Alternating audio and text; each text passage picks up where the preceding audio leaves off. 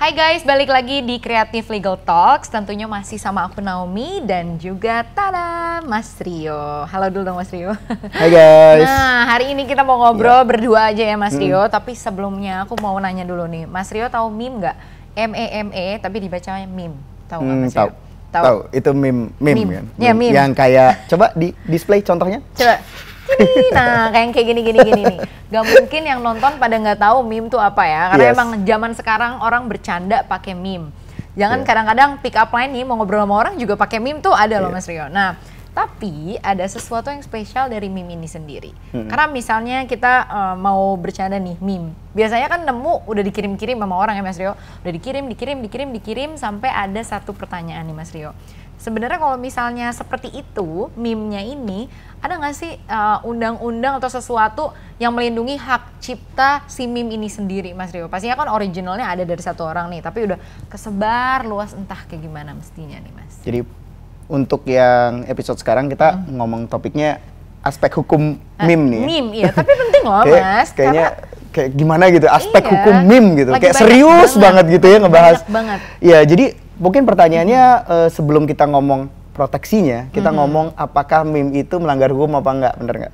Betul juga sih, soalnya kadang-kadang suka melecehkan orang lain. Iya, jadi kalau bicara soal itu, kalau aku nih pendapat aku melihat meme itu bukan dari meme-nya yang aku lihat, tapi bagaimana cara proses produksi si meme ini sendiri. Gimana tuh Mas? Jadi apakah dia memperoleh pertama, meme itu kan pasti kita ada bahannya itu ada fotografi ya, ada foto ya, ada karya fotografi punya orang gitu ya. Di dalamnya? Ya itu kan dilindungi hak cipta ya kan, kita udah dari kemarin episode-episodenya sebelumnya tuh udah pernah bahas kan bahwa karya fotografi itu bisa dilindungi hak cipta kan. Nah itu berarti kita harus memastikan pada saat produksi meme ini, fotonya ini memang benar-benar kita peroleh secara legal. Gitu, fotonya pertama. Tulisannya. Kedua, orang, objek yang di dalam foto tersebut. Baik. Ya, dia setuju nggak bahwa dia gitu loh, bahwa dirinya masuk menjadi foto ini. Bagian dari meme itu sendiri ya? Dan bagian dari meme itu sendiri. Karena kan kalau misalnya kita bikin meme itu, kita justru menjelekkan si orang ini, kan itu mau nggak mau bisa dianggap sebagai pencemaran nama baik juga dong. Ya. Jadi artinya kalau kita meme-nya ini memang berpotensi untuk merendahkan si orang yang dijadikan meme ini, ya harusnya minta izin lah dari orang itu, konsen atau clearance dari orang itu bahwa dia kalau fotonya digunakan jadi meme. Nah, nih berbicara soal meme itu sendiri, kalau misalnya ada kata lainnya gitu ya Mas ya, meme nih sebenarnya kayak burning flame gitu ya kan, kalau udah jadi meme wah nih seru banget, tuh diketawain orang lah, dibercandain orang, dikirim-kirim, saking serunya si meme ini sendiri. Nah sebenarnya tadi Mas Rio juga udah cerita dikit bahwa kalau misalnya orang yang di dalam sini pertama kali harus agree dulu dong diri dia dijadikan proses dari meme ini sendiri. Tapi kalau misalnya tadi kan aku nanya aku belum nanya tentang produksi meme ini. Tapi misalnya nih Mas, ternyata di balik meme ini, misalnya aku bikin meme nih, Mas Rio fotonya aku ambil di dalam meme, tapi aku bilang dulu sama Mas Rio, Mas boleh ya foto Mas Rio nih aku masukin jadiin meme gitu. Nah kalau misalnya kita udah ada agreement kayak gitu Mas, gimana nih? Apakah legal dan bisa dikatakan mempunyai hak cipta gitu si meme-nya ini? Siapa yang punya hak cipta ya? Ya kalau dalam proses itu misalnya kamu minta izin sama aku gitu ya, terus kamu ngedit fotonya, ya otomatis itu jadi hak cipta kamu kan. Atau misalkan pas kamu minta izin sama aku bilang ini, Naomi, nanti kalau kamu meme-nya tiba-tiba viral, terus kamu kalau mendapatkan manfaat ekonomis dari meme itu, misalnya ada yang beli gitu kan, ada yang bayarin dari kamu, kan tuh kan rights-nya hak cipta kamu nih, aku dibagi ya royaltinya, kan aku jadi modelnya gitu kan, bisa aja diatur kayak gitu. Itu boleh. Tapi yang jelas kalau yang aku bilang, kalau proses kita, cara pembuatannya itu bahan-bahannya kita peroleh secara legal, ya otomatis menjadi legal juga, dan proteksinya otomatis ya akan jadi hak cipta dari si yang kreatornya meme itu. Mas, gitu. tapi ini misalnya pertanyaan lagi, kalau misalnya aku udah self proclaim bahwa aku si pencipta meme ini, tapi aku nggak punya bukti langsung kalau misalnya meme itu jadi viral, tapi aku nggak punya bukti bahwa aku nih yang nyiptain Mas, tapi itu gue kok yang buat, tapi aku nggak cantumin copyright, aku nggak taruh apapun simbol namaku lah, apa inisial namaku lah, sesuatu gitu. Nah itu gimana Mas cara biar kita bisa self proclaimnya lebih enak dan itu karya tuh dipercaya bahwa itu punya kita Mas? Gini pada prinsipnya, sekarang sebenarnya kalau kita menciptakan sesuatu seperti aku bilang kan, ketika itu diwujudkan secara nyata dan ketika itu juga dideklarasikan atau dipublish pertama kali, itu kan otomatis langsung terlindungi lah hak cipta atas karya tersebut atas nama si penciptanya ini, misalnya kamu ya. Nah, sekarang dalam kasus kamu pertama kali upload di mana misalnya? Aku misalnya taruhlah aku upload gitu, Twitter gitu misalnya nih. Di Aku Twitter. Itu ada tanggalnya dong, ada jamnya dong. Berarti kan mudah membuktikan bahwa kamulah yang pertama mengupload, mempublish itu. Karena memang kamu juga yang kreatornya dan kamu bisa, artinya kamu bisa klaim lah, bisa kasih tahu ke orang tolong atau melarang orang lain untuk merepost atau memviralkan meme itu. Tapi masalahnya gini.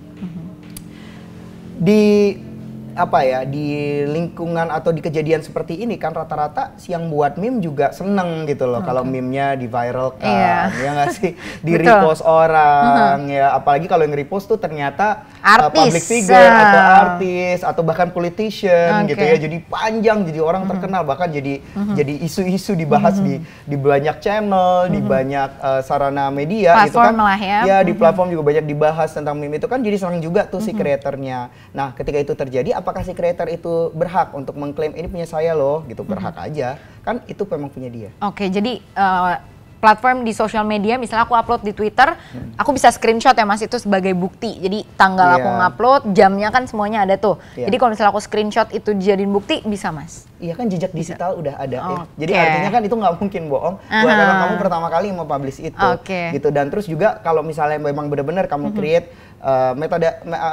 metadatanya kan juga ada. Ibaratnya di file itu juga ketahuan kan kapan kamu create. Dan di file masternya pun, misalnya kamu bikinnya pakai Adobe, pakai software tertentu, itu kan ada extensionnya, ada juga file masternya kan kamu masih pegang, itu kan membuktikan juga itu memang kamu yang create. Iya dong. Itu kalau ada orang yang klaim, ya kita tinggal uji aja, ini punya siapa gitu. Tapi yang jelas yang seperti aku bilang awalnya, proses produksinya itu harus benar dulu, karena ya banyak kejadian ya, dimana orang itu mengklaim, itu meme pun punya gue. Meme itu kan punya saya gitu. Terus dia klaim orang lain gitu ya, menyalahkan orang lain, dia harusnya izin ke saya, tapi begitu ditelusuri ternyata meme-nya itu juga dia ambil punya orang lain, foto gitu juga nggak punya izin, orang yang di dalam foto itu juga nggak diminta izin ya. Kalau kayak begitu kan sebenarnya salah juga gitu. Berarti ini menarik yang buat catatan teman-teman ya, bahwa pertama kali sebelum kita bikin meme, pastikan dulu bahwa kita juga nggak nyomot karya orang lain ya, sebelum kita self-proclaim. Nah, jika kalian sudah memastikan bahwa ini original nih punya gue nggak nyomot kanan kiri, footage semua gue, tulisan sendiri gue, rekam jejak digital bisa digunakan ya Mas ya? Nah, jadi nggak usah pusing-pusing, aduh nggak taruh inisial, aduh nggak taruh trademark atau kayak apalah ya, simbol-simbol tertentu gitu. It's okay ya Mas ya? Atau juga bisa lagi sih Naomi, seperti aku bilang sebelum-sebelumnya, hak cipta itu kan memang tidak perlu didaftarkan, sudah otomatis terlindungi sejak sejak ciptaan itu diciptakan secara nyata, diwujudkan secara nyata, dan juga sejak dia udah mendeklar gitu, mempublish ya.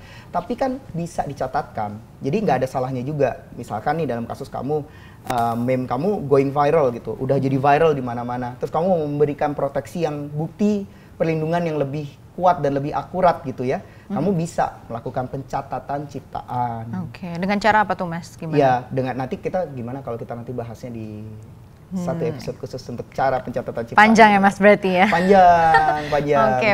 Tapi intinya gini, pencatatan ciptaan bisa dilakukan oleh penciptanya sendiri, itu dengan cara online. Dan itu sudah ada situs khususnya juga yang disediakan oleh Direktorat Jenderal Kekayaan Intelektual. Ya, ada situs khusus untuk pencatatan ciptaan. Tapi mungkin bagaimana caranya menarik juga kali ya, suatu hari kita kita bahas gitu ya, cara pencatatan ciptaan. Ini hal baru karena aku sebetulnya nggak tahu kalau misalnya cara mendaftarkannya udah segampang itu ya. Kita bisa tinggal online surfing aja ya, ternyata udah ada websitenya, bisa kita daftarin langsung. Nah, ini menarik buat teman-teman kan, berarti meme yang biasa aja gitu ya, asal-asal bikin ternyata scoop-nya gede banget gitu ya Mas ya. Kenapa Mas tapi ini? Jadi memang pencatatan ciptaan itu harus diajukan secara online bahkan. Harus pertama kalinya online ya? Sudah tidak bisa lagi secara manual tadi, artinya harus mengunjungi situs resminya pencatatan ciptaan tersebut. Nah, jadi gini aja, gimana kalau kalian yang nonton ini yang merasa pengen tahu lebih banyak tentang pencatatan ciptaan, kasih komen di sini. Kalau komennya banyak, kita akan bahas ya. Kita akan bahas, kita akan buat satu sesi khusus cara pencatatan ciptaan itu seperti boleh apa. Banget, karena sebenarnya harusnya gampang sih gitu loh. Tapi memang ada teknikal yang kita mesti pahami dulu gitu.